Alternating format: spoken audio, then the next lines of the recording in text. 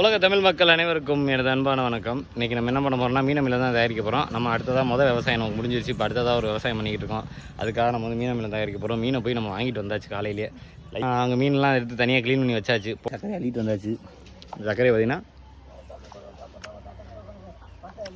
நம்ம சாப்பிட்றதுக்கான சர்க்கரை தான் இதுக்கு பயன்படுத்துகிறோம். ஆனால் நல்ல குவாலிட்டி தான் இருக்கும்.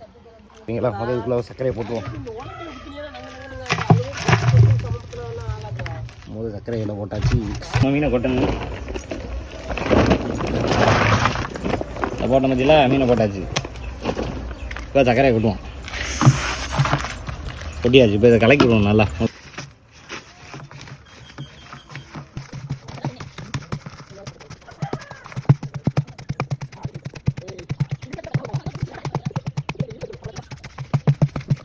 இன்னும் சர்க்கரையை போட்டு பரட்டணும். பரட்டினாதான் இது நல்லா அழுகி போய் நமக்கு வந்து நல்லா ஜாம் மாதிரி கிடைக்கும். இப்போ என்ன பண்ணுறோம், இல்லை பழங்களை குறித்து போட போகிறோம். அப்புறம் வந்து லைட்டாக பசஞ்சு உள்ள போட்டு விட்டாச்சு.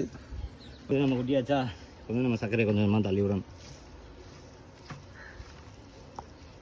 நல்லா சர்க்கரையை நல்லா தள்ளி விட்டு நல்லா இது மறுபடியும் என்ன பண்ண போகிறோம், நல்லா ஜாம் மாதிரி கிட்ட போகிறோம்.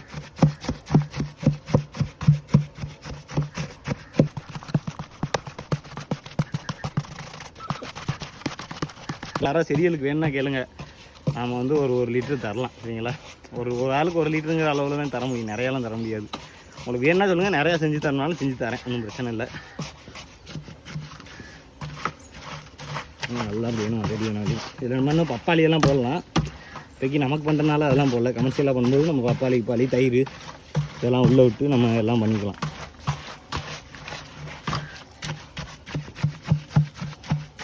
இப்போ வந்து ஜாம் மாதிரி ஆயிடுச்சு. இதுமாதிரி இன்னும் கொஞ்சம் சர்க்கரையை கொட்டி நல்லா அப்படி தூள் மாதிரி ஆக்கி இப்போ சர்க்கரையை மேலே அப்படி கரைச்சி வச்சுருவோம். இந்த மாதிரி யாரும் பண்ண மாட்டாங்க, சும்மா நான் பண்ணிட்டு இருக்கேன்.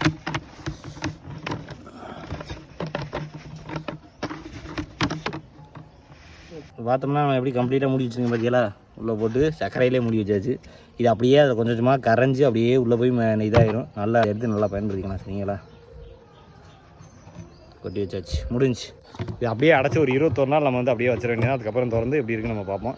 அப்பப்போ அதை திறந்து மூடணும். இதை வந்து திறந்து மூடணும்.